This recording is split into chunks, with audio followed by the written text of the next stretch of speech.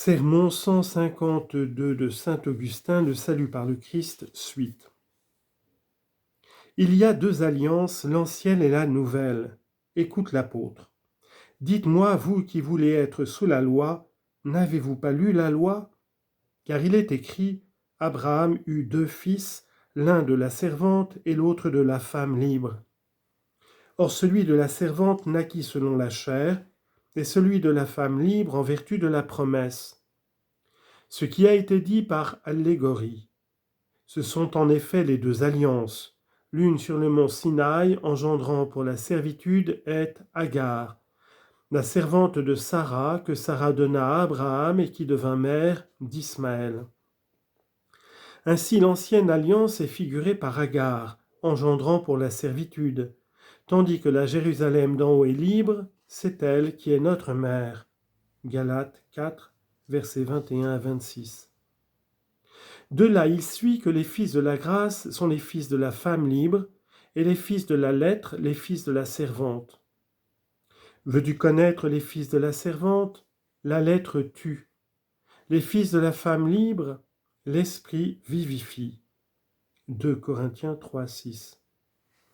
La loi de l'esprit de vie qui est dans la mort, la loi de l'esprit de vie qui est dans le Christ Jésus t'a affranchi de la loi du péché et de la mort, dont n'a pu t'affranchir la loi de la lettre, car c'était chose impossible à la loi parce qu'elle était affaiblie par la chair.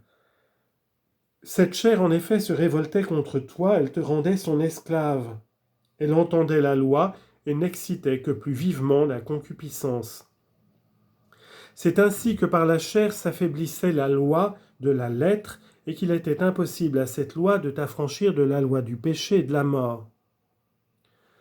Dieu a envoyé son Fils dans une chair semblable à la chair de péché, non pas dans une chair de péché, oui dans une chair, mais non dans celle de péché.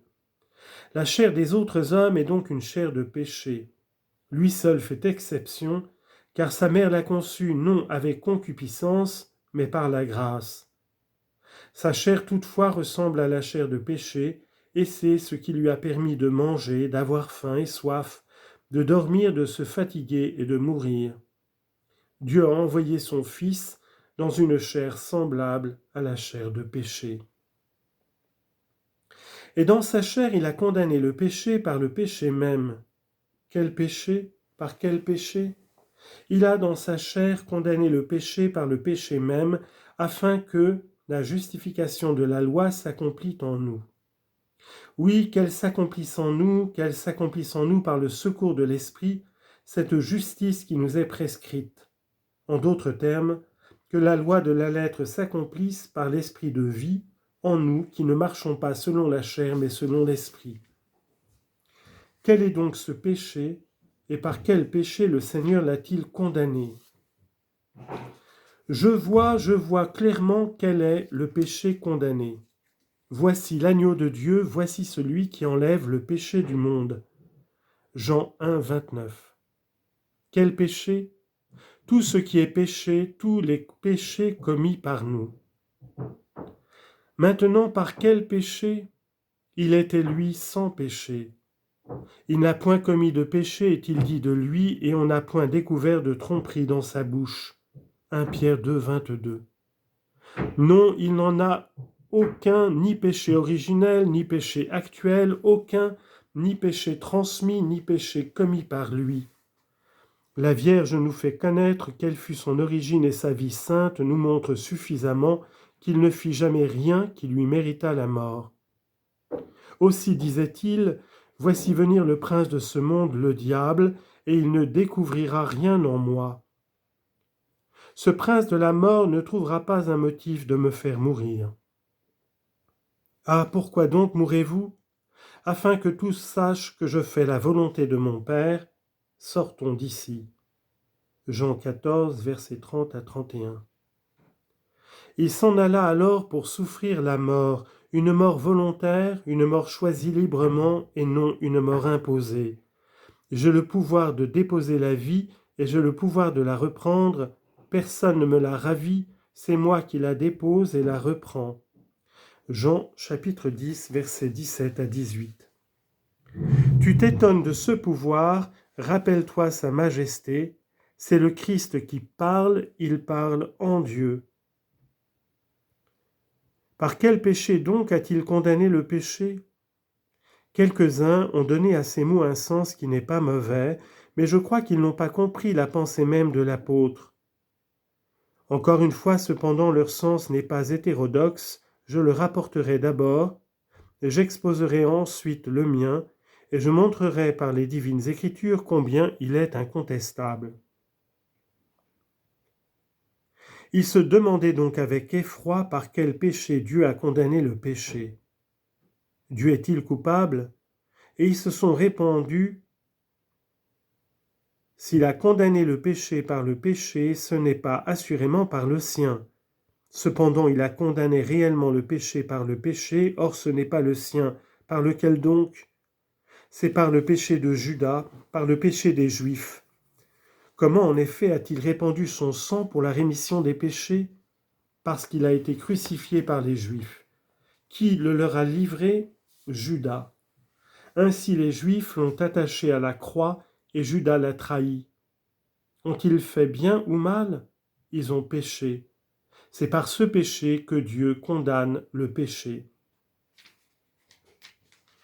Sans doute il est juste, il est vrai de dire que c'est par le péché des Juifs que le Christ a condamné tout ce qui est péché, car c'est leur fureur qui lui a fait répandre le sang expiatoire de tous les péchés. Remarque toutefois comment s'exprime ailleurs le même apôtre, nous faisons, dit-il, les fonctions d'ambassadeurs pour le Christ, Dieu exhortant par notre bouche. Nous vous en conjurons par le Christ. Supposez que le Christ vous en conjure lui-même, car c'est en son nom que nous vous parlons, réconciliez-vous à Dieu. Puis il ajoute, il ne connaissait pas le péché, en d'autres termes, ce Dieu à qui nous vous conjurons de vous réconcilier, voyant celui qui ne connaissait pas le péché, voyant innocent son Christ, Dieu comme lui, l'a rendu péché par l'amour de nous, afin qu'en lui nous devinssions justice de Dieu. 2 Corinthiens 5, versets 20 et 21. Comment voir ici le péché de Judas, le péché des Juifs, le péché de tout autre mortel ? Nous lisons en propres termes, celui qui ne connaissait pas le péché, il l'a rendu péché pour l'amour de nous. Qui a rendu ? Qui a été rendu ? C'est Dieu qui a rendu son Christ péché pour l'amour de nous. L'apôtre ne dit pas qu'il l'a fait pécheur, mais qu'il l'a fait pécher. Ce serait un blasphème de dire que le Christ a péché. Comment souffrir qu'on l'accuse d'être le péché même ? Et pourtant nous ne saurions donner le démenti à l'apôtre. Nous ne pouvons pas lui dire « Que prétends-tu là ?» Parler ainsi à l'apôtre, ce serait nous élever contre le Christ, puisque l'apôtre dit encore ailleurs « Voulez-vous éprouver celui qui parle en moi, le Christ ?» 2 Corinthiens 13, 3. Quel est donc le vrai sens ? Que votre charité contemple ici un grand et profond mystère, heureux si vous l'aimez en le contemplant et si vous parvenez à le posséder en l'aimant. Oui, c'est le Christ notre Seigneur, c'est Jésus notre Sauveur, notre Rédempteur, qui est devenu péché, afin qu'en lui nous devînmes justice de Dieu. Comment ? Écoutez la loi. Ceux qui la connaissent savent ce que je dis. Quant à ceux qui ne la connaissent pas, qu'ils la lisent ou qu'ils l'entendent. Dans la loi donc, on donnait le nom de péché au sacrifice offert pour l'expiation des péchés. Preuve, quand on amenait la victime à immoler pour le péché, la loi disait que les prêtres mettent leurs mains sur le péché. Lévitique chapitre 4. C'est-à-dire sur la victime du péché. Or, le Christ est-il autre chose que la victime du péché ? Le Christ, dit saint Paul, nous a aimés et s'est livré lui-même pour nous comme un sacrifice à Dieu et une hostie de suave odeur. Éphésiens 5, 2. Voilà par quel péché le Seigneur a condamné le péché. Il l'a condamné par le sacrifice de lui-même pour l'expiation de nos péchés. Telle est la loi de l'esprit de vie qui t'a affranchi de la loi du péché et de la mort.